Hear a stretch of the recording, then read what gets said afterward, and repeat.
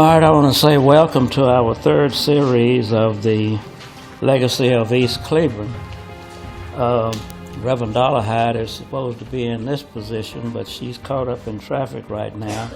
And we do have some additional posters that we want you all to be able to look at.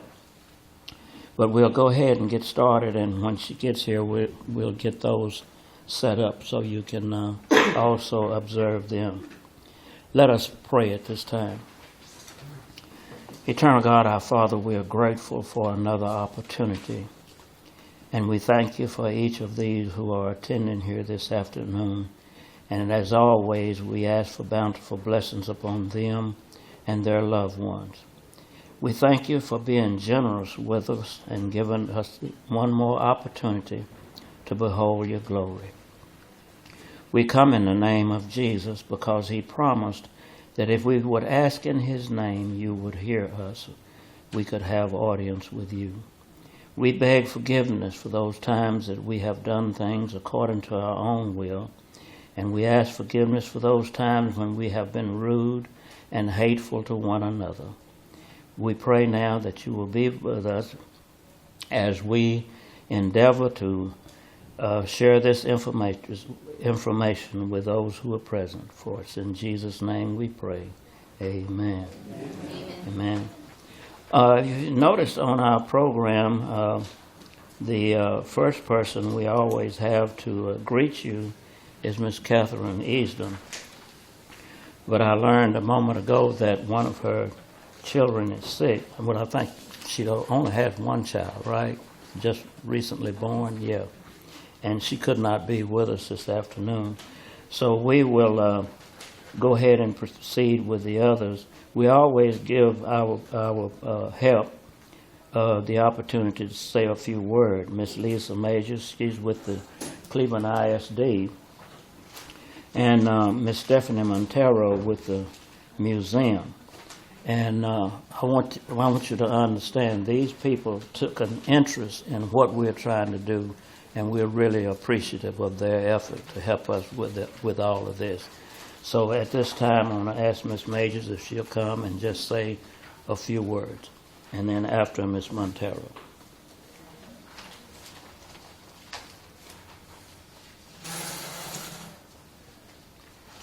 Well, first of all, I want to say, Mr. Warren,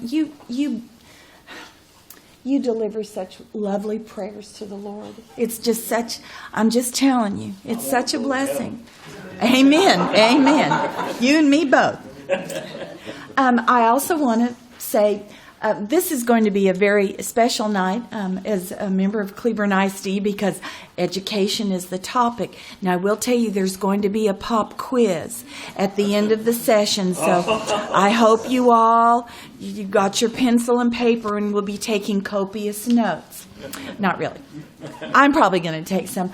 I also, I'm very excited to be hearing from 3 Cleburne graduates tonight who've all had remarkable careers and journeys, and so that's going to be such a blessing. It's such an honor to be a part of the committee that helped put this together. It's been such a blessing to the community. And I think this is maybe one of our fullest houses tonight. And again, I know it's because you all wanted to learn about education and take that pop quiz. So anyhow, we have a room full of scholars, and we're glad you're here. Lastly, I want to say how excited I am to see some Cleburne High School students with us tonight. I think all 3 of you all are in National Honor Society. And so we're just really very glad to have them. So it's just going to be a great night, and so I'm just excited. Thank you so much.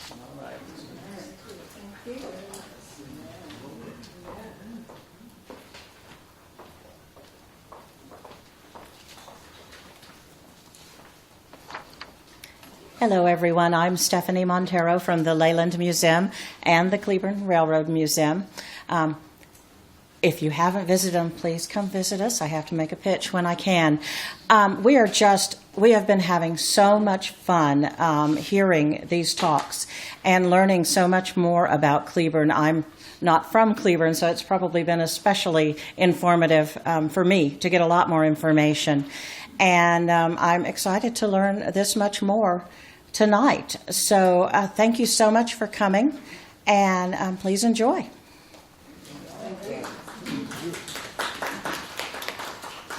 Again, we want to thank our committee members for helping us get this program underway. Now, at this time, I want to introduce you to someone who I can't pronounce his name, so I'm just going to say Mike, and if he has anything to say, he can say it himself. He's from Hill College, videographer. And here's Mike right over here. Mike, you have a word? No, you caught me off guard. I'm with Hill College, so thank you, Hill College. These series of 7 in total will be archived at Hill College also.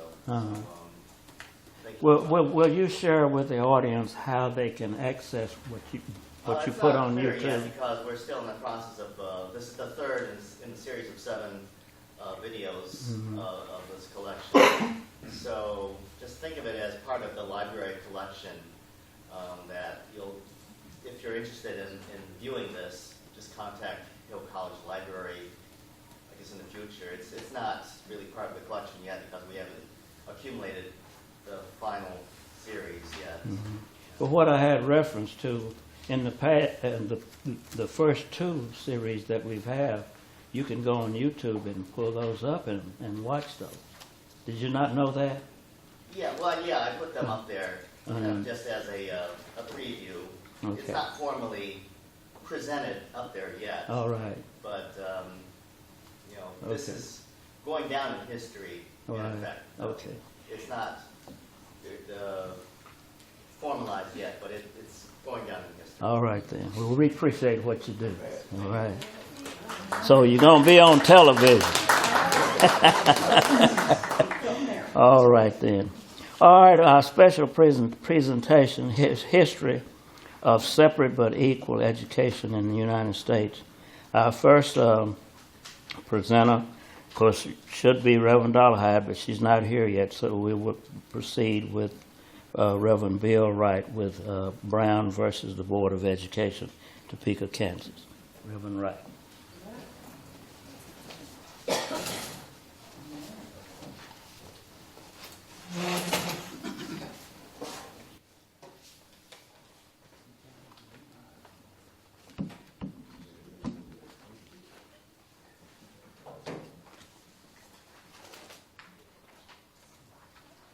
Good evening. Just put my timer on. We all have a timer. I have been given the subject tonight to talk about dealing with education, Brown versus the Board of Education. Source of information is the United States courts. And the background is in 1950, there was a railroad worker by the name of Oliver Brown.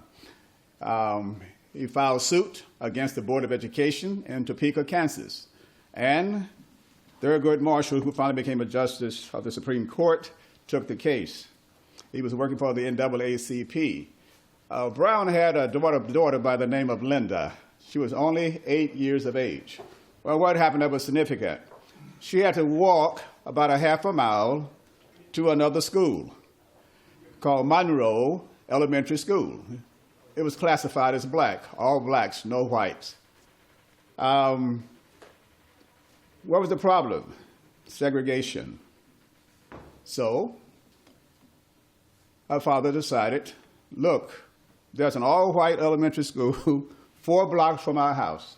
Why should she have to walk by herself or with one of us accompanying her almost a mile away to go to school? So they filed suit. Then some other families filed suit. In fact, about 13 African-American families filed suit. And so they went to court. The case became known as Brown versus Board of Education.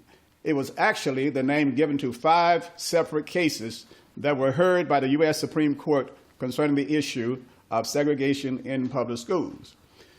You had Brown versus Board of Education of Topeka, Briggs versus Elliott, Davis versus Board of Education of Prince Edward County, Virginia, Bolin versus Sharp, and Gebhardt versus Ethel. What was the key factor of these lawsuits?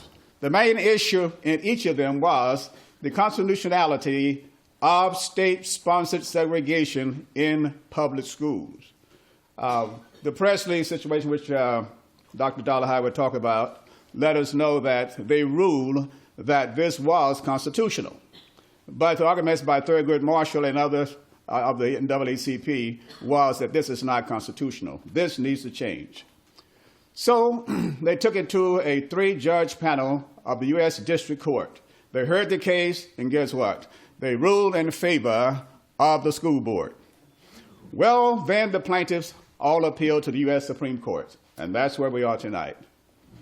In 1952, the court consolidated all 5 cases under the name of Brown versus Board of Education.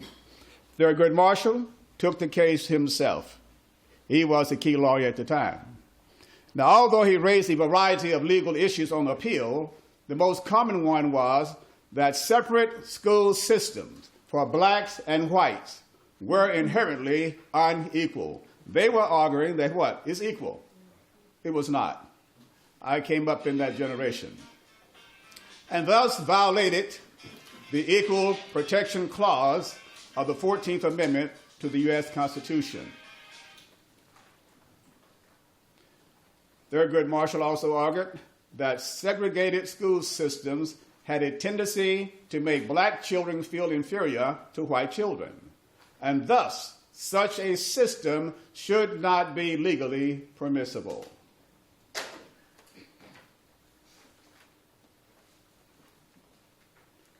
Now, in 1953, the court decided that they could not come together with a solution. So they decided, we're going to rehear this case in December of 1953. Now, waiting for December, something happened significant. Chief Justice Fred Vinson died and was replaced by Governor Earl Warren of California. When that happened, ladies and gentlemen, that brought a different type of symmetry to the Supreme Court. And Chief Justice was able to work with everybody until he got a unanimous decision. He was able to bring all of the justices to agree to support a unanimous decision declaring segregation in public schools unconstitutional. That was a big step.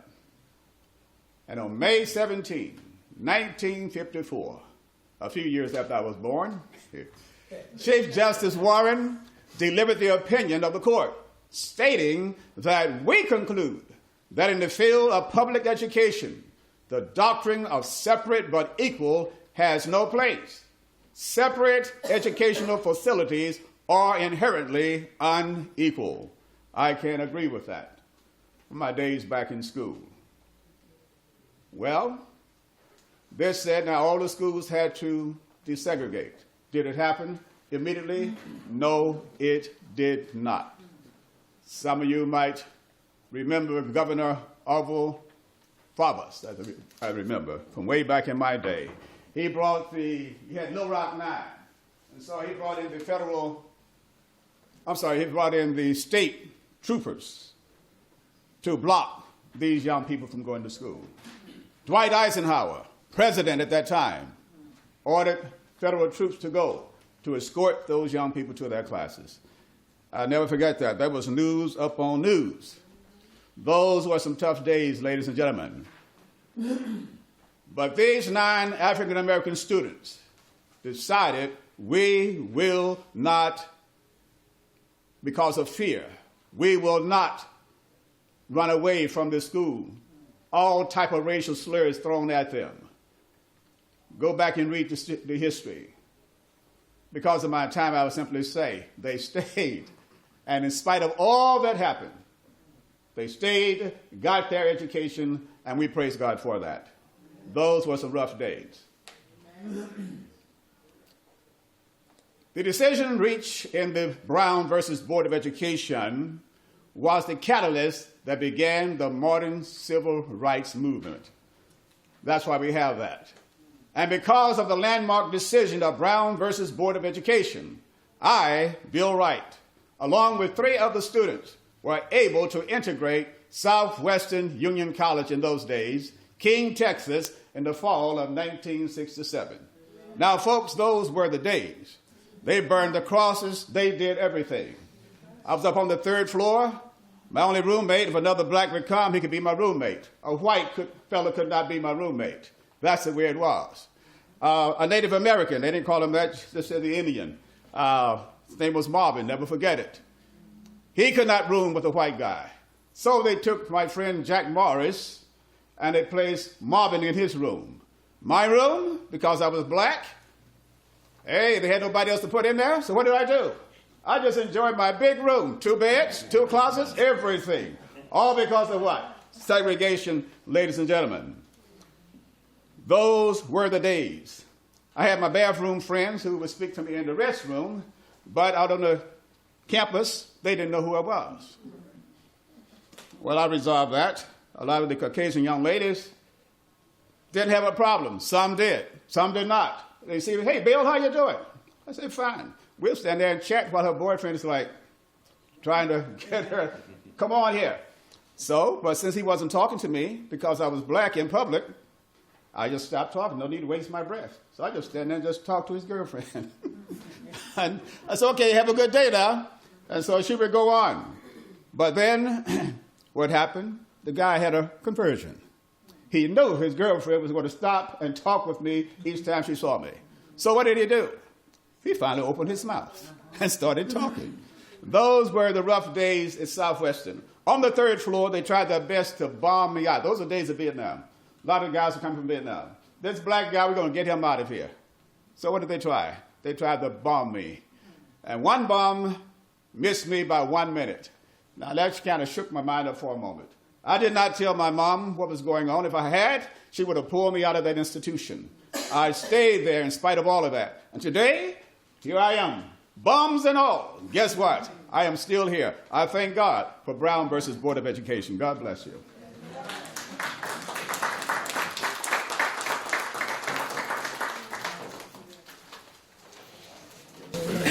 I want to apologize because we're going to have to do something different because Reverend Dollarhide's not here at this time. And so what we will do, she's supposed to do Plessy versus Ferguson. So what we'll do at this time, I'll proceed with the outstanding educators and successful leaders from East Cleburne at this time. I'll share those with you. And whenever she gets here, then she can do whatever she has planned to do on the progress here. And if you have any questions or any comments, you may do that at any point in time. My effort here for this legacy of East Cleburne is to hopefully all of what we're doing here will be enshrined in the history of Cleburne. I think all of the citizens in Cleburne need to know what, the contributions of some of the citizens here in Cleburne. And the only way to do that is through this method. And for the young people, we want to let them know that intelligence is not indigenous to any one ethnic group. God didn't fix it that way. It's all of us. And because of where you live does not define who you are. True. And so I'm going to share with you 2 or 3 individuals who grew up. And of course, there are a lot of them. And we will be talking about them as we go through the series. The first one is Luther Prince Jr. Luther Prince Jr. lived at 409 North Brazos Avenue, right here in Cleburne, Texas. Born in Cleburne, Texas, finished high school at 15 years old as an honor student and self-described aviation freak. He made a beeline to Tuskegee Institute of Alabama, where he signed up for aviation science. After learning what was essentially airplane repair work at that time, mainly vocational school, he transferred to Ohio State at the end of his freshman year and set out to study aeronautical design. But he became disenchanted when he learned that an aeronautical engineer designed the wings and tails, not the whole plane. So he switched once again, this time to electrical engineering. World War II interrupted Prince's schooling. At 19, he was commissioned a second lieutenant and introduced to the military's version of the world management. After serving stateside in Okinawa, Prince returned to civilian life in his hometown of Cleburne. His father, a Santa Fe Railroad porter, had a friend who founded a railroad repair school for returning veterans. Within months, Prince was teaching basic electronic and radio repair at Radio Enterprise in Galveston, Texas. The following summer, he entered Massachusetts Institute of Technology. Luther Prince Jr. was later hired as a research engineer by Honeywell. At Honeywell, he moved from research design engineer to project engineering. In that job, he supervised 14 men working on the flight control system of the X-15 rocket, an Air Force experimental Air Force plane that has flown higher than any other aircraft. This was Luther Prince Jr. from right here in East Cleveland. I tell you, I'm just so proud of it, I don't know what to do. And then we have Jay Brazel, graduated from Booker T. Washington High School in 1947 as valedictorian. He attended Texas College. And there he later became a coach and educator at Vernon, Texas. And this information that I'm going to share with you now was produced by one of his students who had great admiration for Jay. And it came out in the newspaper in Vernon, Texas, entitled The Town Crier News. And it states, Senate honor for respected coach. The late Jay Brazel affected and enhanced the lives of hundreds of young people during his many years as a coach and educator in the Vernon public school system. On Monday, one of Brazel's ex-students paid a special tribute to the much-respected coach. Former resident Robert Duncan, now a Republican state senator from Lubbock, introduced a memorial resolution for his colleague, citing Brazel as a great distinguished Texan and a strong influence in my life. Duncan, born and raised in Vernon, said Brazel was a strong influence in the successful integration of the Vernon school system in the late 50s and 60s. Coach Brazel, as I quote, Coach Brazel brought us together through sports. He taught us how to learn together, how to play together, and how to work together. He made an indelible mark on the community. Duncan added, and his memory will endure in the hearts and minds of all of us who knew him and loved him. And incidentally, maybe not incidentally, but Robert Duncan, who was one of his students on the ball team and everything, later became the chancellor and president of Texas Tech University. And he recently he retired August the 31st of 2018. And we have letters from him citing how he admired Jay Brazel, who graduated right here on this land, 1947. Amen. Benny Jean Huss graduated in 1947. She was salutatorian and Jabe's classmate. And she went on to do, and matter of fact, Miss Benny Jean Huss is still living. She's 95 years old. She lives in Dallas, Texas. I talk with her every now and then on the phone. She just can't get around too much. She graduated from North Texas State University, Texas Woman University. She became a principal at Northside Elementary in Wilbarger County. She was employed high school in Kaufman ISD, and she retired as a teacher at Dallas ISD in 1995. She had 3 children. Paula later graduated from college and became a mortgage specialist for Chase Bank. And Pamela, she graduated from college and became employed by AT&T Regional Vice President of National Business Markets. And Phyllis, who is now serving in Dallas Municipal Court Judge. So these are the products from right here in East Cleveland. And then I made a quick phone call this morning to one of our students who was here with us during our alumni gathering back in April, and I asked him to just send me some brief information on himself, and that's Elliot Guyton. And I know all of you know him. He lived in the 300 block of Colorado. He graduated from Booker T in 1960. Attended Prairie View A&M and had a BS degree in engineering, and later got a degree from Lamar University in industrial management.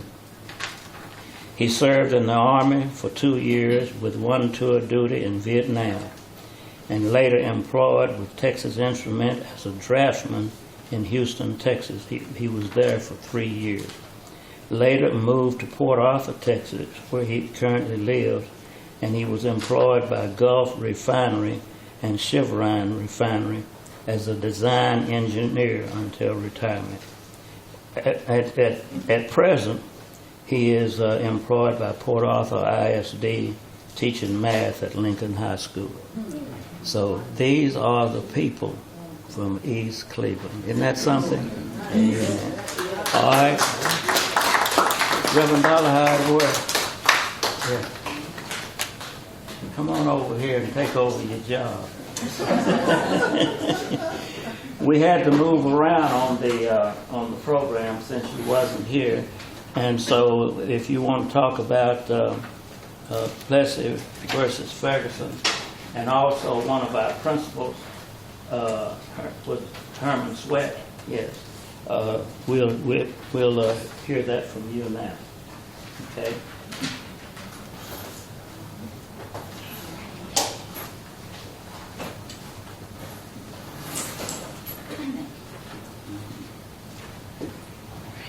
The more I deal with these, well, good afternoon, everybody. And the more I deal with doing the posters and doing the research, the more I think, I'm almost a Clevelandite.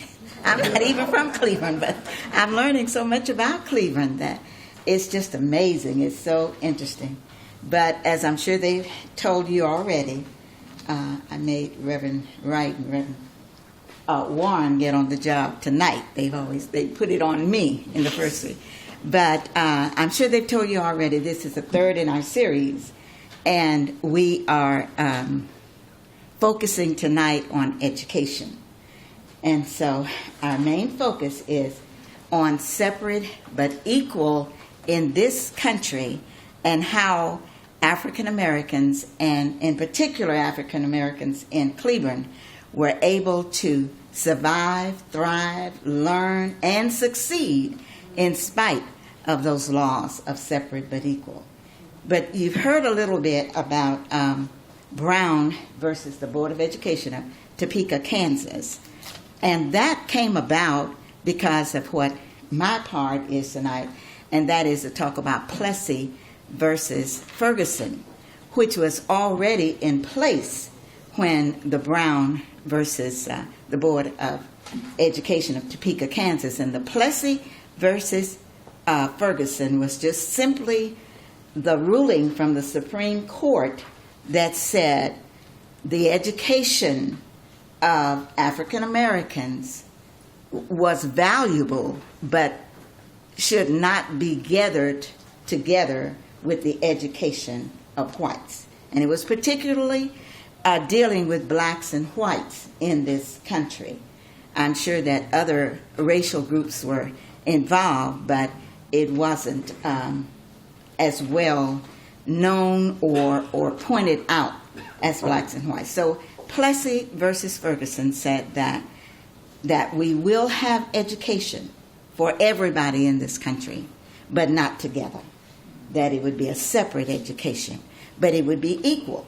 So while you're in your neighborhood, East Cleburne, in your schools, that the whites and white students in Cleburne will be in another school, but both will be equal.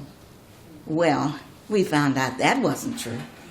And I think Reverend Warren has mentioned to you before, mentioned in one of the other series, and our series do overlap, that he remembers when here at Booker T that they were put into the truck of the principal and taken over to the white school to get the books that they had been using a few years in order for the black students to have books. Pages were torn out and writing was all over them, but that was our country at that time. So after Plessy versus Ferguson, which we considered a win because we did at least get separate but equal, there was an attempt to do something to recognize that there were black students in this country that needed to receive an education. Brown versus actually, the research tells us before Brown versus Ferguson came along, Brown versus Topeka, Kansas, yes, the Board of Education, there was a man who taught school and was actually a school principal in Cleburne, Texas. Cleburne. His name was Heman Sweat. Sweat decided, after teaching here in Cleburne, that he wanted to go to law school at the University of Texas in Austin. And he went there and applied, and they denied him, simply because he was black. And he was told that he could not apply or enroll, couldn't be admitted to the University of Texas in Austin. So he and a few others filed a lawsuit, and Thurgood Marshall handled that lawsuit.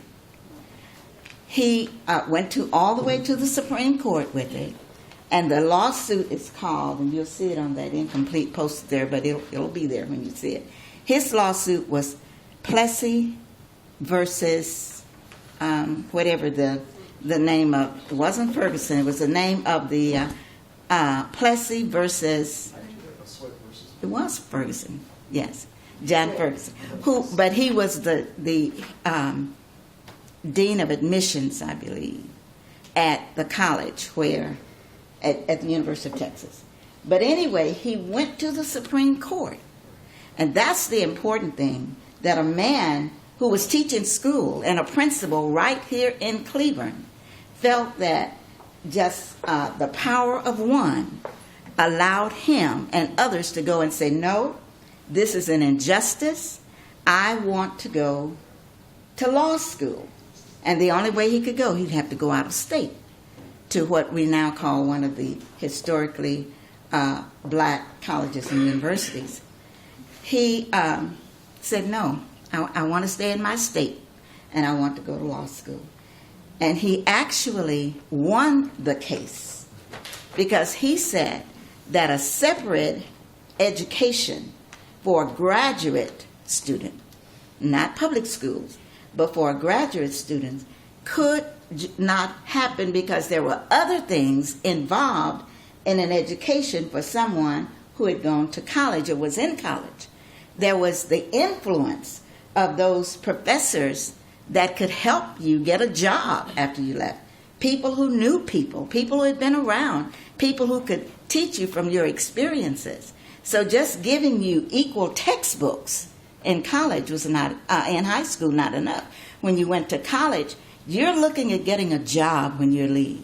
You're looking at knowing, developing a network from professors who knew folks when they were there, who high school teachers didn't have that experience maybe and didn't really need it. So Plessy was able, Herman Sweat was able to win his case. And you'll see on one of the bulletins just the cover sheet describing Plessy versus Ferguson, Brown versus the Board of Education, and then we have Sweat. I've forgotten who Sweat versed, but Painter, thank you, Painter. Painter was the, thank you, it's on the, I should know because I typed up those programs. But Painter was the Dean of Admissions. So here we are today. It does not matter where you live. What matters is the gut that's in you.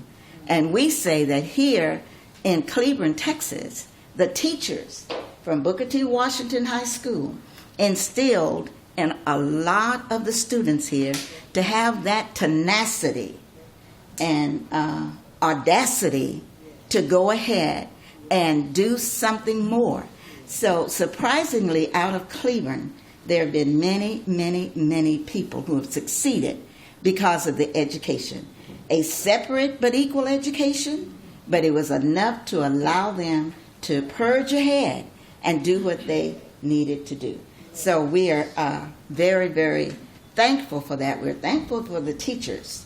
And we're glad to have this part of our series to show that there were teachers who taught their hearts out.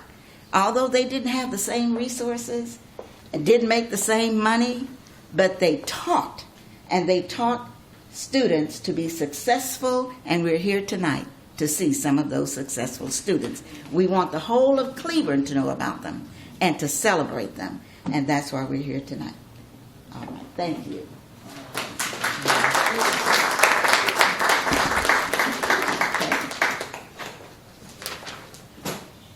All right, we thank you, Reverend Dollarhide, for that information. And I think one of the things that's wrong in America is that we need, rather, in America, is the history. So everybody will have a knowledge of what took place a long time ago and just where we are at this point in time. All right, at this particular time, we're going to move on to our introduction of our speakers. And so we're going to start with Miss Evelyn Palmer. And let me give you brief information.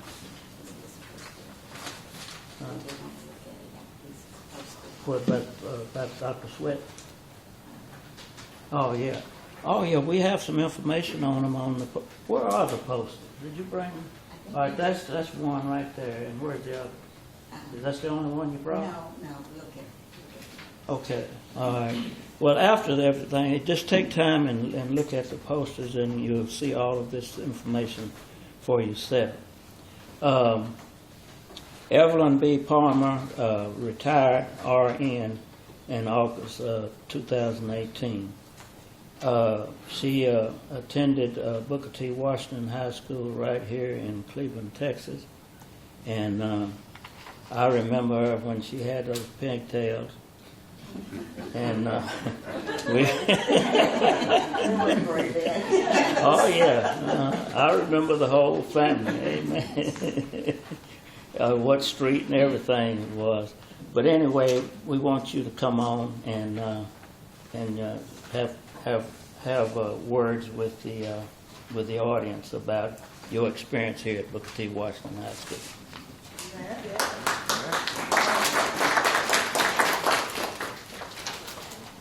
Thank you, Reverend Warren and committee. I was very much moved by the series, and when you did ask me to speak, I thought I'm going to have 100 people, and I'm not going to know anyone, and going to know what's true and what's not true. But thank God I'm here tonight. I'd like to thank y'all for coming out and spending your time to learn about East Cleburne. As a nurse, I was influenced by many things. If you look on this poster here, the large picture, every one of those teachers taught me.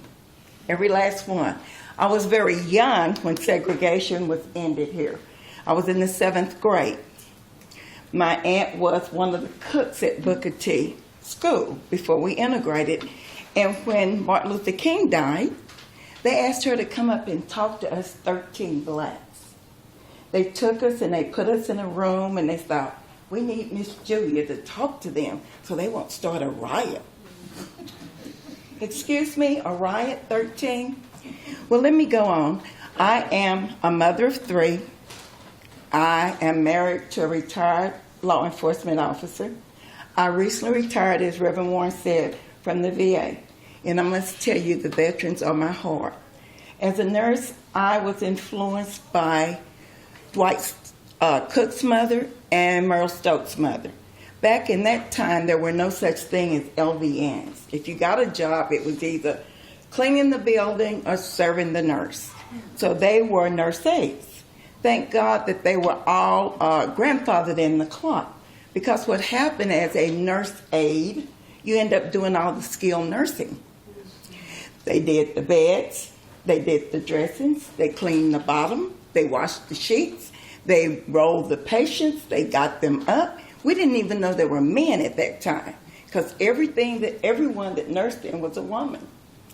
When I was in high school, my mother worked here for many other professional people here, John A. James Sr., Mr. Parks that owned the hardware store, Miss Purnell, who was over the business office at the old hospital. Well, Miss Purnell said, Johnny, if your daughter wants to be a nurse, she needs to be a candy striper. So I had 2 summers of candy striping. But guess what? When it became time to take the group picture, who wasn't notified? Me. But that didn't really move me. There were a lot of people working with the, working with the NAACP, which, you know, we're country. We didn't know anything about it. All my friends up in Fort Worth was aware of it. And I must share with you, as a student here in high school, there was no such thing as Black history. None. When I first was exposed to Black history was at TCJC, and I was ignorant to the fact. I didn't know that the first heart surgeon was a Black man. I did not know that the first time, a lot of the first things that were done at that time was done by the people that worked for the owners. Now, many patents and things were done because Mr. Joe worked for Mr. White, or Mr. King worked for Mr. John, so Mr. John got credit for it. And that's not uncommon. My children are from 40 to 35, and they think I'm ancient. I do remember going to J.C. Penney's at Fort Worth. The fountains was white and black. Of course, me being a bad little girl, kenned all those Halfords down here. I drank out of that fountain. I thought, there's no difference. Now, Johnny James was very good to my mother. My mother was a divorcee with many, many children. And I want you to know, on the very last picture down there, Miss Geneva Overton. Miss Overton raised a very fine son. She had one son. He's a minister. Zetta Rice is part of that family. She's very active in the community here. Her husband is a minister. Geneva Overton was our big mother. Our mothers worked. They worked long hours. Many of our families didn't have cars at that time. So that means they walked wherever they went. They walked to Miss James' house if they didn't feel like picking them up. They walked home in the evening tired with their groceries. And you know what? I decided that I was going to learn to drive. So the first thing I did at 15 is stole my uncle's car. We called it a Lizard. It was a 1954 3 on the collar. What we didn't know is that it required gas. I want you to know we were out riding all over East Fort Worth, and all at once it went kaput, kaput. We thought, what's wrong? Of course, we didn't know anything about the car or anything. Well, one of our village. It takes a village to raise a family. So guess who saved us? Mr. Cotton, Rod Cotton. Mr. Cotton has gone to heaven now. He was about 95 or so when he left here. He taught my father. He taught me. He taught my aunt, my uncle. And the one thing I remember about him, not just the Boy Scout pictures that you see here, he was a son of an educator. His father was the superintendent of Montero High School. His demands in life were great because his parents insisted on education. Mr. Cotton graduated from high school about 15, went to college. I think my dad said he was 19 when he taught here in Cleburne. He became like a surrogate family for me. I had lots of aunts and uncles, and I had lots of adopted family. But it does take a village. A lot of the things we learned were not just the old textbooks that we received that were already outdated. I remember us pasting papers on the inside of the book so we could write our names in them. What they were learning over at the white school, we learned, but we learned from handwritten notes from our teachers. We learned because they took their little salary and they bought flashcards. They had, Mr. Cotton had a sign said, "Make sure mine is in gear before opening mouth." For a long time, I think y'all will remember that. For a long, long time, we never knew what that meant. But he required you to be analytical. Think through the problem. What was the task about? What did you need to do to complete the task? You know what that is? Analytical thinking. And that's very much required as a nurse. One of the nurses here, Mrs. Glenn, I think her husband was a disc jockey, but she was a widow when my job was to clean her house up so I'd have some school clothes money. She had about 5 cats. They lived all over the house, kitchen, not in her bedroom.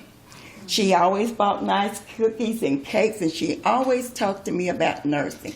She said, "You know, you're smart. You could be a nurse." And I thought, not after me doing candy striping and not getting on that picture in the hall. That really stuck my gut. Well, I was blessed. My aunt and uncle lived in Prairie View, so I got to go there a little while. Of course, I was fast, and school was not it. I was learning the dances and being at the dip, and I knew every song that Stevie Wonder's sung. But my dad made a believer out of me. He said, "You don't want to go to school? Come home and get a job." You know what job they found for me? Washing sheets in a motel down the street from Six Flags. That was the nastiest. You talk about nursing? That was the nastiest, most unkind, unappreciative job in the world. And I remember telling my dad, I'm an RN now, but I was an LVN first. He said, "Okay, you don't want to work?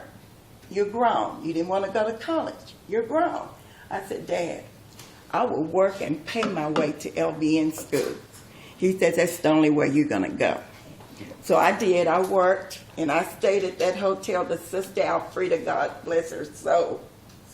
When she told me that I was admitted, I quit that day. And my experience was good. We had a lot of Miss Pete. I'm trying to think of Miss Pete's last name. She also worked in the healthcare field. But you have to know education was not a choice for my mother's generation, and it was very limited for my generation. I did go to St. Joseph LVN school. Sister Alfreda, I swear that lady was the devil in disguise. She always found me. If my stockings was torn, she found it. If my dress wasn't ironed, she found it. That lady rode me so much I thought her head was on my shoulder. But I want you to know, she was an influence to me because she encouraged me to go to work at John Peter Smith, and she encouraged me to be an RN. Now, when I think about our education, Miss Kazan, Miss Matthew, Mr. Matthew, Miss Matthews Sr., the mother of Mr. Matthews, Pop Kelly, Miss Randall, I can name every one of them by last name. I can see their face. You know why? Because the expectations was high. I knew as a young child I didn't want to clean people's bathrooms and behind their cats all my life. I also knew that nothing was worse than working in that motel that they had me working in. And I worked. There was no air conditioning. My mother was the boss, and we could not wear pants. So whenever you got ready to go in the main building, you had to put a skirt on. But out in that wash area, you sweated. I mean, you sweated forget looking cute. I had an afro back then, and they weren't even in style. But I do want you to know I cannot pass the opportunity without thinking about the ones that came before us. Reverend Warren, you impressed me much as a father figure. I was one of the only female lifeguards in the East Side. You know why? I had 5 uncles younger than me, and I didn't have a boyfriend in high school. I went to the prom with my cousin. Now, my senior year, I got to go with a guy, and my dad didn't approve of that. I do want you to know I'm very proud of Cleburne. I don't get here except for funerals. I try to stay anchored. It's important that we remember from whence we came. It's important that we remember those that made a way when there was no way. It was important that your mother showed me what nursing was all about. It was important that Mrs. Combs, Easter Combs, could walk around looking like she was well educated. She was from Oklahoma. Yeah, Oklahoma. And I'm related to probably every person in this room, if not the first generation, the fifth. Okay? And I said that because they took part in our life. We were educated formally by our teachers. And what broke most of our spirits when the schools integrated, Rod Cotton had more degrees than Mr. Creel, who became the director of chemistry at Cleburne High School, Mr. Creel. Miss Herndon, Miss Randall, these were like honor students out of their college. Back in the day when we were being educated, it was who you know got the job, not what you know. So, you know, America still has a lot of problems. I have 10 grandchildren. I have smart ones, dumb ones, and some I wonder if they have any brains at all. But the positivity of it is that you can never forget from where you came. Everyone that touched your life have brought you some type of information or learning tool. And I am so blessed. And now that I'm retired, I will be attending a lot of the things down here. But my heart gets very heavy when I think about it. I'm so blessed that the community center is named after Booker T. Washington. Thank you, Councilman. And I thank all the people. There's just great joy. Both my parents in heaven. When I come, I feel like I'm coming home because I get that friendly touch, that outreach, that acknowledgement. So I want you to know I may not come often, but you're always in my heart. And I'm very thankful for the opportunity to even speak about a small portion of my experiences here. Thank y'all so much.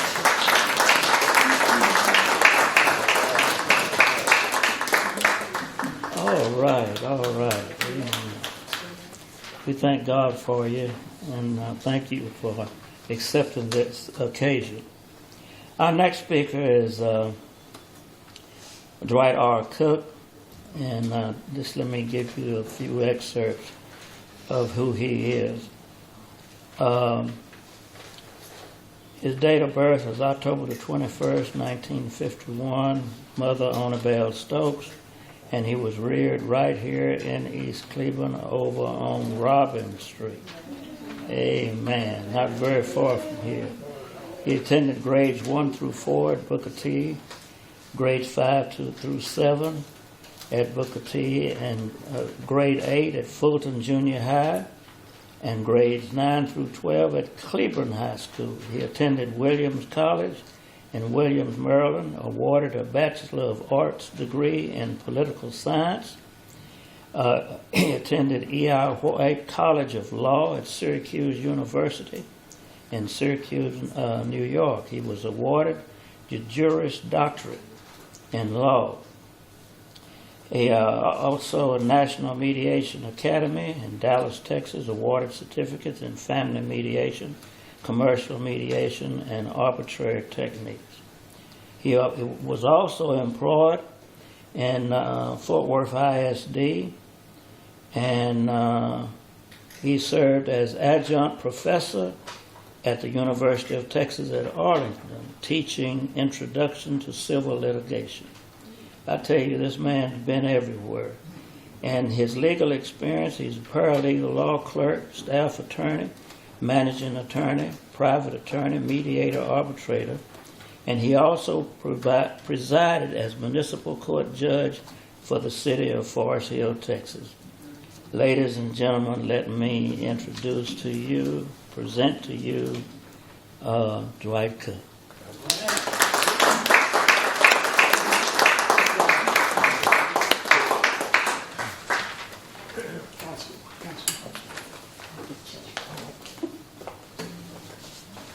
Okay.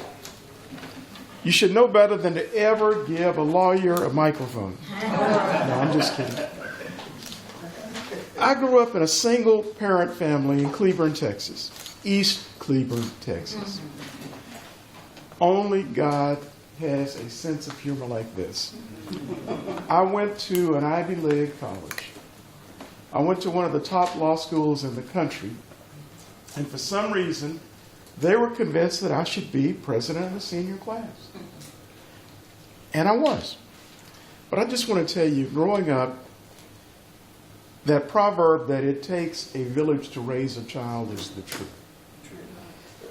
Now, there's a question where that comes from. Is it from the Bible, or is it from one of the 32 sub-Saharan African countries that all claim the origin of it? More erudite people than I would tell you that. I don't know. But I know it's true. I know that growing up, when I was 4 years old, Mr. King lived behind me. He was nearly 100 years old. He didn't wear glasses. He taught me to read books. I never learned to read kids' books. He taught me to read the newspaper. By the time I was in middle school, I'd read every book in the Cleburne Library. I was having to get books from Fort Worth. What happened was, my mother graduated from high school. I think she was 15. Is that right, John? 15 years old. My aunt graduated. My grandmother, well, I grew up in a house full of women. There's my great-grandmother, my grandmother, my mother, and my aunt. No male role models. There were no black professional male role models other than teachers and preachers in Cleburne. No doctors, no lawyers, no engineers, nobody to encourage youth like that. And women, it was even worse. So what happened, people told me from the time I was a little kid, you can do whatever you put your mind to. If you work hard enough, you can achieve your goals. God put those people in my life. And it was a village. It was neighbors. I thought they were being nosy at the time. They were looking out for me. The teachers were mean. No. They understood what a young black male faced in communities like Cleburne. When you left East Cleburne, you noticed the services were a little bit different. There were sidewalks. There were paved roads, not dirt. When it was muddy, you knew in East Cleburne. The police department was in East Cleburne, but not the stations. The fire department, there was one fire station, and they probably sent, I don't know the quality of the personnel there, but I could guess. Anyway, when we went to school, we were given a different view. People were professional. They cared about us. They were mean to us, but they cared about us. In retrospect, they weren't being mean. They were providing discipline. They were letting us know we had to be better than anybody else. That stood us in good stead when the schools integrated, because one day, all of a sudden, I was the only black person I saw except Mr. Cotton. During classes, I was in the pre-college classes. I was the only black face there. I'd see people in study hall. When I played sports, I'd see people there. That was it. They had let go almost all the black teachers. Mr. Cotton was kept. Ms. Webster, I think that was it. Oh, yes. But it was difficult to adjust to that, because all of a sudden that cocoon that had provided nurture, that had provided a sense of pride and an opportunity to be a leader for most people, not me, I was blessed.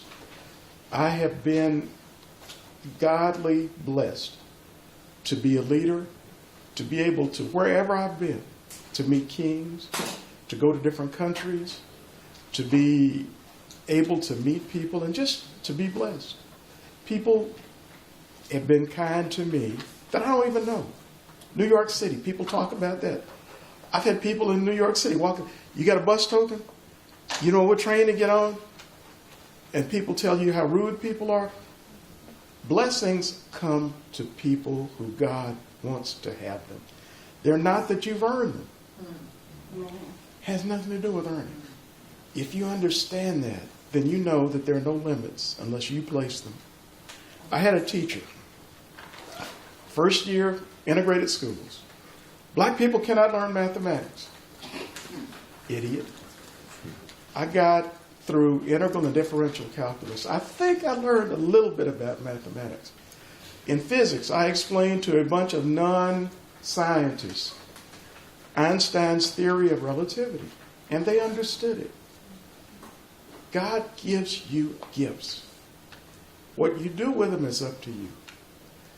East Cleburne gave us an opportunity to develop skills. This is one of my classmates, Evelyn Palmer. I am very proud of her. Made it really difficult to get up here after she made her speech. I always get put behind somebody who's really gifted, and same thing in Sunday school. I'm teaching Sunday. I have 2 Sunday school teachers. I'm superintendent of Sunday school. I have 2 teachers, and they're excellent. So I tell them I hold down until they get back the level of whatever they're teaching, and I'm teaching again Sunday, and God will get me through it. God gave me gifts. Care, concern, love. All those things came through. When I was sitting on the bench, it wasn't just knowledge of law. It was knowledge of people. It was thinking about how does it feel. The first thing I'd do when people came in, I'd say, listen, the worst thing that can happen, unless you curse me out, is you're going to get fined, but you're not going to go to jail, and nothing really bad's going to happen to you. But if you curse me out, now that could change. But we're going to be out of here in a short period of time, and I'm going to try to keep it as short as I can.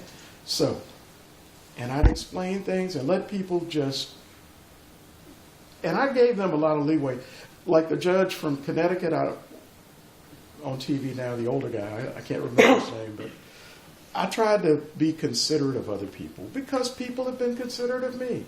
And because God has forgiven me so much. Because I was that little bad kid that got away with a lot of stuff because people didn't think I did it. Except later on. In law school, they figured it out. But God gives you an opportunity. Don't let that opportunity go past. Also, don't forget to reach back and pull somebody else up. Not push them down, pull them up. Help somebody when you get that chance. It's not, blessings are not the end. Blessings are a conduit. You're a conduit for those blessings.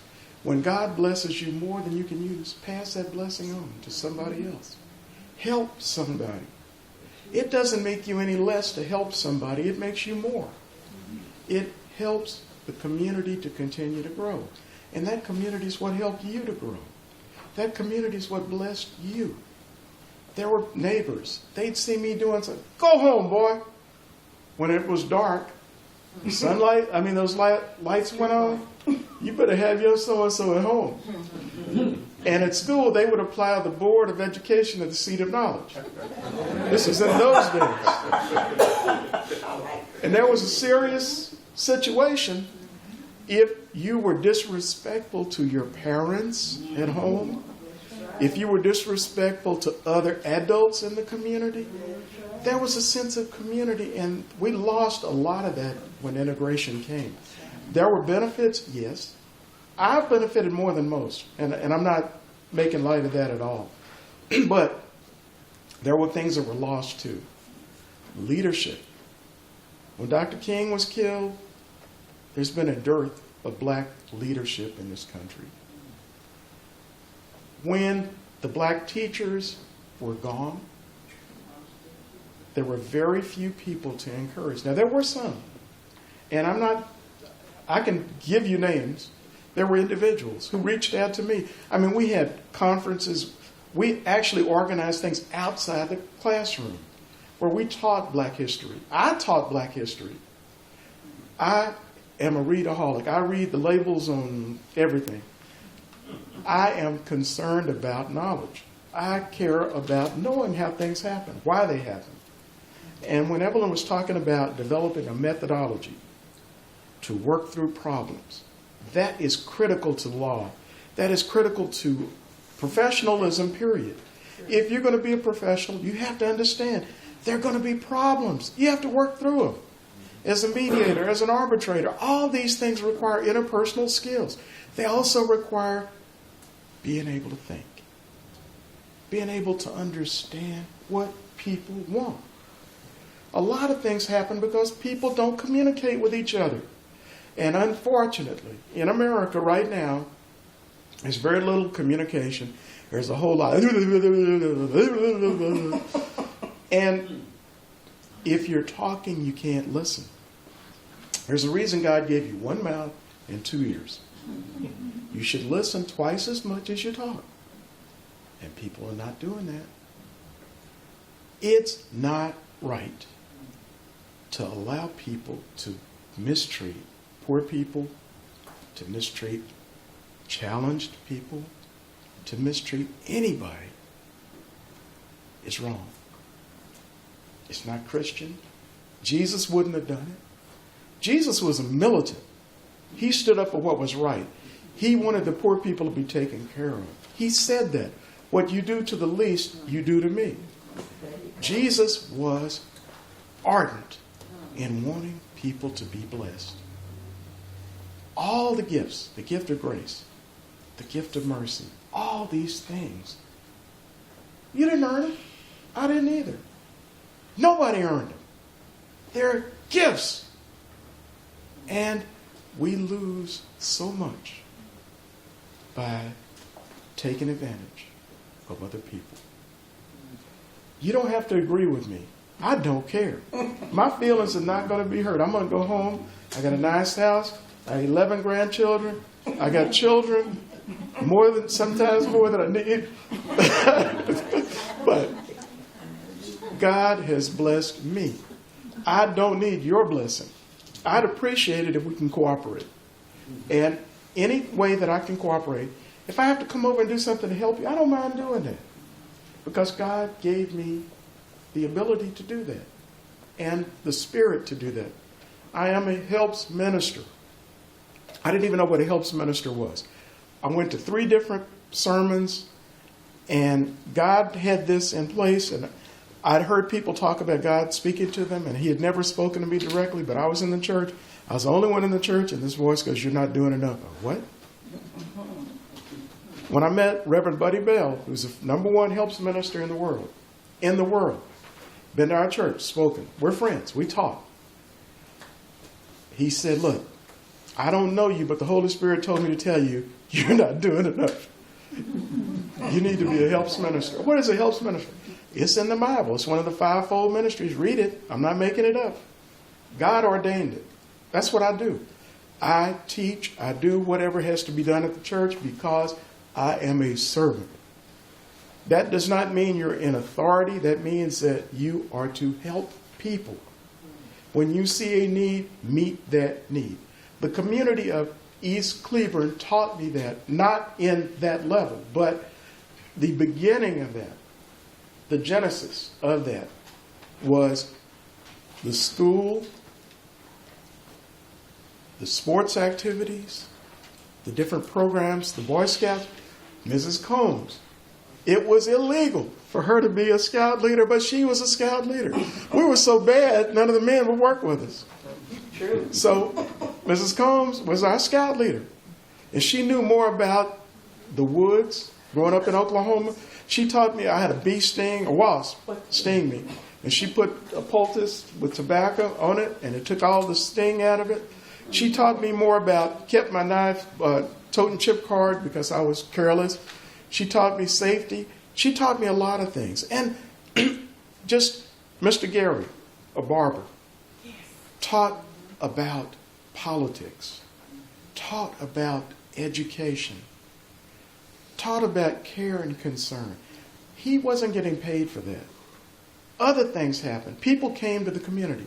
Bob Hayes, the football player, Dallas Cowboy, world's fastest human, Bullet Bob, came to an opening of a motorcycle shop, stayed for 2.5 hours after, no cameras, no nothing.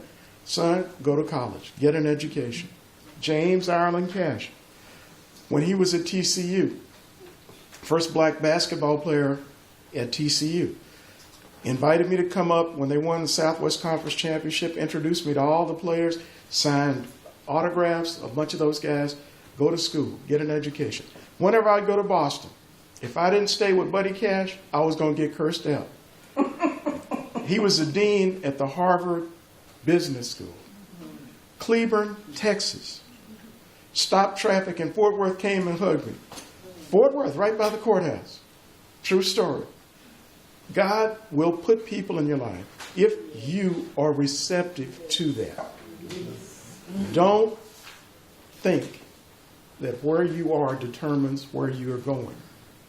Mr. Gary taught me one thing. He said, I want you to tell people for your class motto, and it's in the book, the world steps aside, it's politically incorrect, for the man who knows where he's going. It should be the person. But the other thing I was going to do, and Evelyn stole it, but I'm going to still do it at the end. The world, the village does raise a child, and each and every one of us needs to be a part of that village. What have you done today to help a child? What will you do tomorrow to help another child? It's not just enough to just be there. Reach out, do something, educate somebody, help somebody. If you teach in Sunday school, don't do like me and preach about it. But God bless you. I just want to thank you. And John, I want to thank you for inviting me. God bless you.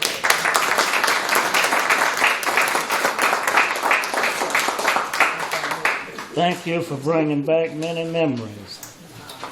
All right, our next speaker, Vincent Warren.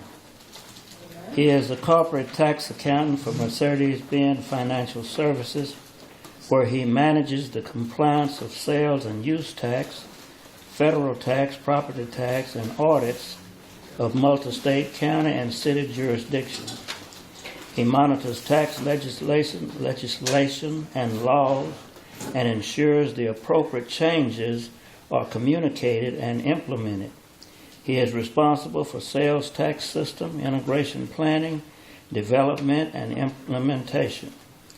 His experience, Vincent has worked in taxation for 2 decades and has participated in and led several development projects in Vertex, CSC Corp Tax, Avila, Case 360, and Oracle, I don't know what that is, system. Prior to pursuing a career in the field of taxation, he served 7 years in the United States Army and toured in the Persian Gulf War in Iraq. His industry affiliation, certified internal auditor, counsel on state taxation, auto leasing of commercial vehicles, equipment leasing, and financing association. His education, Vincent is a graduate of Cleburne Senior High School, where he played basketball. He is a graduate of Paul Quinn College with a Bachelor of Science degree in accounting with a minor in finance. Ladies and gentlemen, my son, Vincent Warren.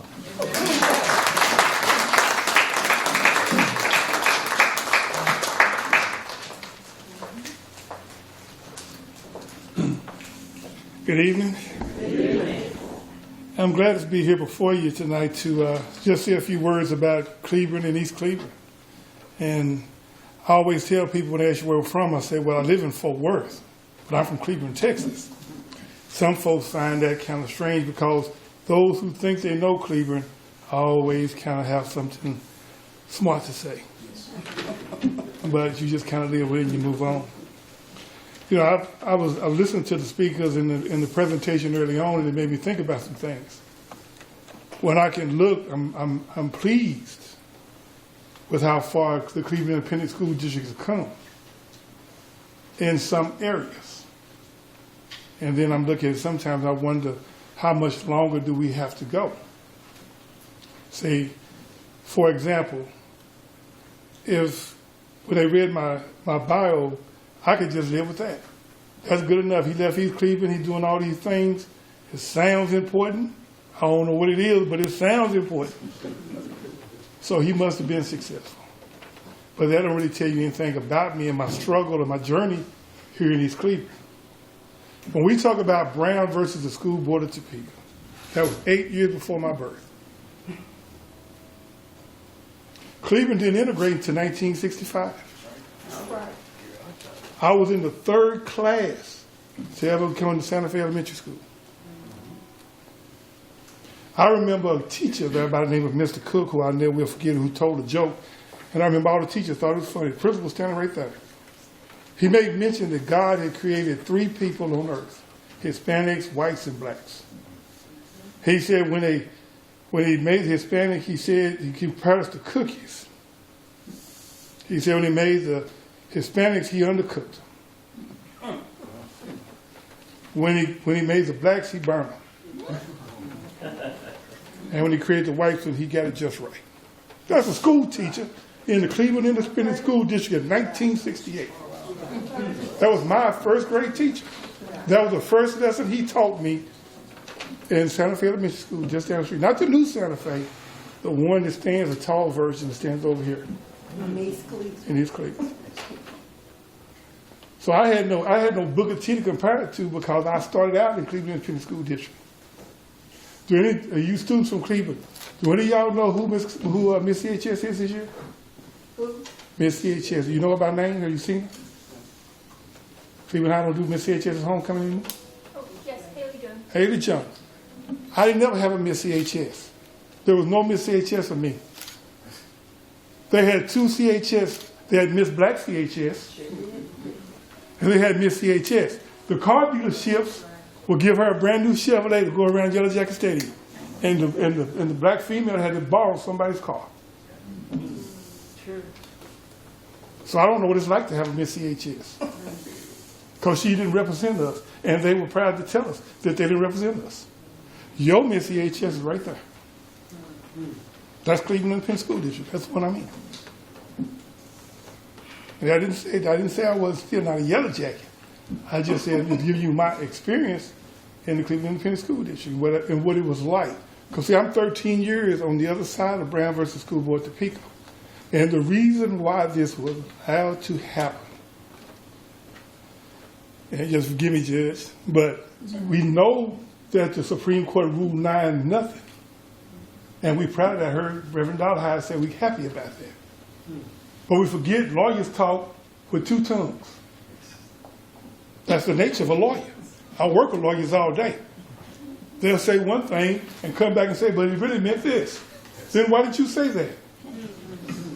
Here's what the Supreme Court order was. I'm sure the judge can appreciate it. It said, with all deliberate speed, which means the schools wouldn't reach full integration until the year 2025. We're in the year 2019. Has Cleburne fully integrated? As good as I'm saying, I think if the changes are made, has Cleburne High integrated to the level that meets what they said in 1954? If it didn't, we should be really going back and rethinking all this. Especially if we work in the Cleburne Independent School District. What am I here for? Are we still on all deliberate speed method? Because I can't see us getting there by 2025. And it's not just a Cleburne High thing. This is an independent school district everywhere thing. True. We still having these arguments. Is South Dallas High Schools worse than Highland Park? Why so? They both in Texas. They both governed by Texas law. Why does Highland Park have, why does South Lake have this, but Dunbar don't? You can be segregated in the middle of desegregation. I can remember sitting in the classroom and white teachers wouldn't call on me. Even when I knew the answer. Wouldn't even call me. Kick me out of honors English. A verb and an answer, same whether it's honors or not. And they got new ways. Because for your generation, they called it early college credit, something similar to that. Makes you think you're more important than the kid who can't. And the only reason why he's not in is because he don't think he got a chance to go to college. We can still be segregated within desegregation. We just see it different because I can go places I couldn't go before, or I can do something I couldn't do before, and then I think I've arrived, but I'm really in the same spot. Sleight of hand. So, but Cleburne, by living here in East Cleburne and learning some lessons, see, I didn't really, when I say I didn't get the benefit of Booker T, I mean I didn't attend. But Mr. Cotton was still my science teacher, who didn't know he wasn't at Booker T. Miss Webster, she didn't know she wasn't at Booker T. He did not know she wasn't at Booker T. Miss Corzine especially did not know she was at Booker T. See? And it was the same story that you're hearing others talk about and testify tonight about. But I think if the Supreme Court has said, on this day at this hour, all schools are desegregated. If you go back and you wonder about it, why would the Supreme Court rule 9-0? It was a tax matter, like most things with judges and courthouses. They paying taxes, so we got to accommodate them. So let's give them something while keeping it the same, because it's a tax. Well, they pay taxes for their school books, so we got to give them a book. They pay taxes for their property taxes. They don't say we have to send them a quality teacher. It didn't even mandate to white teachers acknowledge black students was in their classroom. When I went into my class with Ms. Richter, I sat at the back because that's where she put me. They had a seating chart, and all the other kids was up front. And then she asked me, why was I an introvert? Because you put me in the back. You won't even talk to me. And that wasn't a long time ago. I graduated in 1981. But Cleveland High's better. It's still not where it ought to be, but Cleveland is better. And I wonder, can we meet that 2025 deadline that Dr. King talked about? He said all delivered speed meant we wouldn't get here until 2025. We going to 2020. We 5 years away. What's Cleveland going to be like in 5 years? How many black principals in Cleveland? 1. As the demographics change in Cleveland, what's the school board's mission for black principals? How many black male teachers do we have in elementary? None. Because some people who don't look like me don't want me teaching your child. As much as you think you've overcome something, subliminally you may have or you may have not. And I've taken this with me from East Cleveland through my journey through the world because I saw it a lot of other places. When I got to Desert Storm, how many of y'all seen film footage of Desert Storm? 575,000 troops in the desert. Biggest build-up since Vietnam. 375 were black. How many of you seen on the video? None. 375,000 Desert Storm. Charlotte Company 216 Infantry was the company I went with. A whole battalion was black. Whole battalion, except for a handful, was black. And then we mentioned Charlie 216 on us and Desert Storm. They mentioned all the airplanes, all the equipment they use. They mentioned all of that and never said anything about us being there. So for me, it was just business as usual because I seen some of those same things here. Whereas I couldn't let that get in my way of success. And you can take this as some people say you should never talk about it, but it doesn't bother me to talk about it. During my time in the military, for 3 years of of the 7 years that I served, Tim McVeigh was my platoon buddy. Now, when they called for people to come to court and testify, and I just told you the 2nd Battalion, 16th Infantry, was predominantly black, how many black soldiers you see come to Washington to testify about him? We've been with him for 3 years. We knew everything about him. Ask me how many times the government asked the black soldiers in that unit to come. Not one. And see, the government influences how we think, and the courts especially influence how we think. So I think people generally don't really care. Is when they pass a law to tell you what you can and can't do, you affect how you operate with other people. That's just how it goes. There's something wrong with if you're a conservative, something wrong with you. If you're a liberal, something wrong with you. If you're black, even among my own group, and be a Republican, something really wrong with you. Even though my heritage said we started out as Republicans. We've only been Democrats since 1940. We were with the Republican Party when the Republican Party came out, but if you walk up and say, I'm a Republican, everybody take a step back from you like you have leprosy or something like, what's going on here? So, because people shape, misinformation shapes how we think. And, you know, and when you think about the company I work for, we talk about diversity and inclusion. We are the promoters and the champion of gay rights. We promote every social norm out there. But every time I go into a boardroom, I'm the only black somebody there. And I've sat in meetings for 2 or 3 hours, and no one ever asked me what I thought about something. And I'm the expert in tax.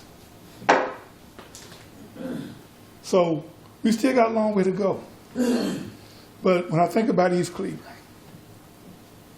and where it was then and what I can remember about it, and how far it is and where it's come, there's been a lot of people here who shaped the history of Cleburne. And the world don't know anything about it because the world chose not to know. If you think that I knew Mr. Cotton, somebody in West Cleburne knew him too. Now, what was the mindset of the man in West Cleburne to where he was too good to come over to East Cleburne and ask him about a question that he didn't know the answer to? I remember when it was an implied concept in Cleburne. Nobody ever told me this, was just implied. You can only go so far into Cleburne, and that was your stopping point. It was like it was an imaginary line. And I see that in other places. I see it in Detroit. I'm in Detroit. Detroit got a place on there. It's an imaginary line. No, when you get on Jefferson, when you get to a certain spot up by Meridian Bay, you better stop. In Fort Worth, go where you want to, but don't come in South Lake. I can remember a time, and some of y'all remember, leaving East Cleburne, going through Burleson and Joshua was an adventure. Yes. So when kids their age hear about black folks complaining about cops pulling you over and doing certain things, you think it's new in your generation. It's been going on so long, you ain't well clue. Yeah, since it's been happening forever. So, I said all that to say this. Any obstacle in front of you, you can overcome that obstacle. It's just a desire in you. Another man don't set my fate. He might determine that I shouldn't be here, but that's what he determined. I stop where my determination, where it tells me to stop. And we talk about the exceptionalism. See, we talk about exceptional things. We don't really talk about the issues. That's why we haven't solved anything. If you go to some people here in East Cleveland and say, well, it was better now than it was when okay, some things appear to be better. How so? Tell me, how are they better? Who remember when Art Rodgers showed up at homecoming in Cleveland High to play quarterback? What did people in Cleveland do? There was a whole lot of people upset about that. Black quarterback at Cleveland High School? How far the integration were we when Art was quarterback? Anybody know? Couldn't have been no more than about 10, 15 years. on the other side of integration. Cleveland still wasn't ready for it. I had an older brother. I have a younger brother. He was the band, the drum major for Cleveland Independent, for the Golden Pride. Some folks in Cleveland wasn't ready for that. Got a sister who was the first black twirler for Cleveland. Some people wasn't ready for that. What I'm saying to Cleveland is, if you really want to get better as a place, a town, and be what you say you are, you have to acknowledge what your true problems are, what your vices are, the ones you don't want to talk about. You don't have to tell me about it. You can help yourself by just acknowledging it to yourself. I don't need your acknowledgement. And then work on fixing it. Work on fixing it. Some people, and I've been back to Cleburne, I've been pulled over by the Cleveland Police Department. And a guy from Haltom City, Texas asked me, what was I doing here?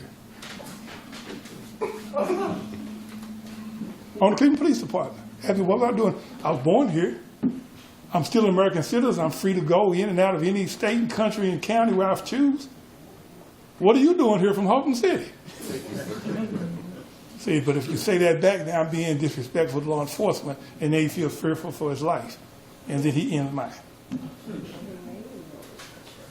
What a question to ask somebody. You stop a citizen in his normal course of business to ask him what was he doing. None of your business. And against the law last time I checked. So I'm not a big fan of Brown versus School Board Topeka. I think it left it short. I'd like to see the school board in Cleburne do more, and have black teachers of all kinds, not just our female teachers. We need some male teachers here. We need some male principals. When you get ready to pick your superintendent, examine yourself. What Cleveland look like, or how they feel you had a black superintendent here? Do you think your school district went down? See, if you who you say you are in 2020, then be that person. Don't be that person in 1954 pretending to be who you are in 2019, who you want to be in 2019. So that's kind of my journey. When I think about 1954, 8 years before my birth, what it was like to be in the Cleveland Independent School District from a small child all the way, and never getting the full benefit of what the white students got, even though I was supposed to be desegregated. Like I said, I never sat under a Miss EHS. I can tell you about all the black Miss EHSs. I can't tell you nothing about the white Miss EHS. I can tell you what it's like being in high school in Fort Worth, Texas, and that's probably the last thing I want to share with you. Over the years, the basketball coach and I have had some spirited debates about what was good for the Yellow Jackets. I remember telling the coach, "You never gonna win a district title until I give it to you." That's an actual statement. That's not me bragging. That's an actual statement. And we were playing Evelyn High School up in Fort Worth, and I had a knee injury. And he told another kid on the team, "Well, you take the shot." And I walked down the court, and my last words to him, "I'm a senior. You can't let no sophomore have the basketball." So we went through the offense, and when it came to me, I just turned the shot. And he was mad. But it went in, and we won. And I said, "I told you, you were never going to win a district championship until I give it to you." So, and that actually happened. Now, that won't be nowhere in the annals of Cleveland High. They're not going to talk about that, but sometimes when I see that same coach, we still laugh about that to this day. It wasn't funny then. Time got a way of correcting some things and making some things funny. So we can laugh about it now, but during that time, you didn't think it was funny. So I am glad and thankful that God put me in Cleveland. I could have been born anywhere else. It's a unique city. We have problems like everybody else, it's just on a smaller scale, so it's harder to see. But I think in a lot of ways we're getting ahead of some of our neighboring cities, like Joshua, like Burleson. We're getting ahead of them. And we certainly get ahead of some of the issues we see in Fort Worth in Dallas and Evelyn who going through that issue. Because we still arguing about a 1954 court decision. Because we're still laboring with the term all deliberate speed. Now, if you're not African American, that ought to concern you too. Because what does that mean for you? If for the black student it meant all deliberate speed, what does that mean for the Hispanics? What does that mean for the Asian student? What does that mean for that? The people that some school districts have subgroups, subunits. These are smart, but these are subs. Who determined to be subs? So, it's a concern for us all. It's not my fight by myself. This is all I fight. And if you want to know who all this is, that would be Black America, Hispanic America, Asian America, in case y'all haven't noticed, poor whites. Because you cannot get over whatever you're poor and you're white, you cannot with me, whether you know it or not. We know that to be true because that's what King talked about in the Birmingham jail when he was asking the jailers, what you make? I always said, well, you ought to be standing over here with me. I'll make more than you do. See? So that's the issue. That's the issue we have. And we are a reflection as a community of the greater society. So we can either reject the movement of the greater society and be who God called us to be, or we can continue on with this fight. So anytime people talk to you about Brown versus School Board of Topeka, remember, the order was to the states, all deliberate speed, meaning if you was a white segregationist, you could find a way to continue to resist. And when you come into the building, you will see Booker T. Washington, 1904 to 1965. The reason the 65 is there is because that's when Cleveland integrated. And that's when I became a part of the integration story. So my integration story is 3 years in, first grade class in Cleveland Independent School District. And through all the stuff I'm telling you about heartache, I still think that I've been very successful overall. And the only time I've ever been intimidated in school is when I got dropped off at Paul Quinn College in Waco, because it's the first place I ever been where I wasn't a minority. Everybody was black. Administration was black.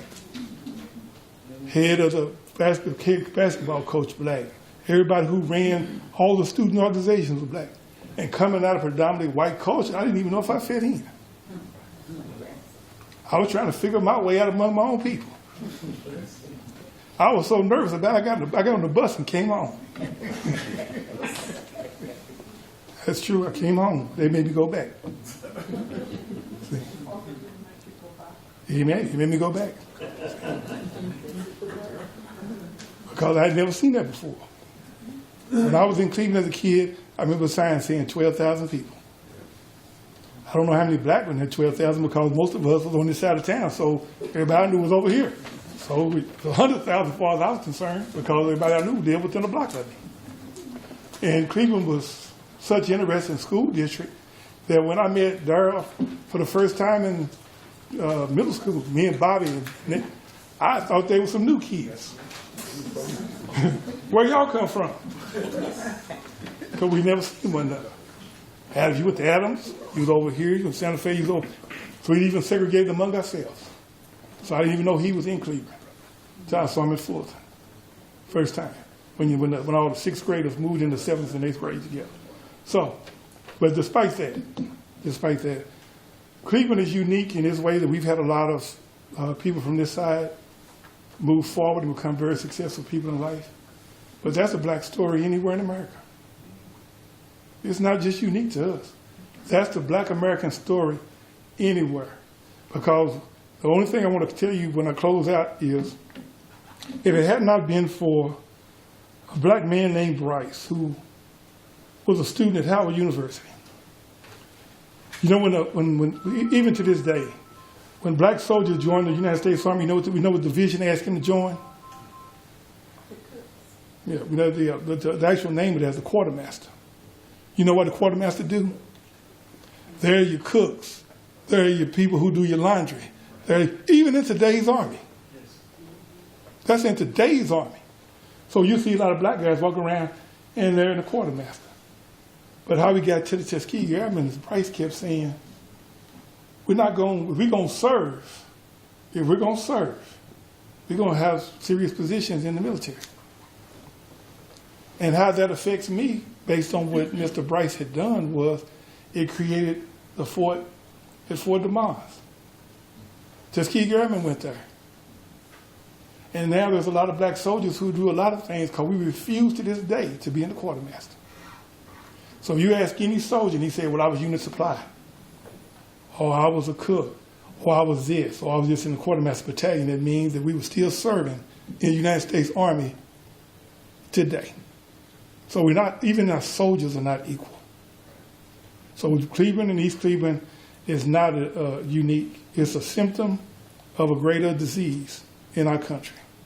So we have to be mindful of that as we work and move forward. So this, if Dr. King is right, it's going to take us to the year 2025 to fully become desegregated. Cleburne should be committed in the school district as a starting point to meeting that his goal of 2025 in the next 5 years. All right, thank you.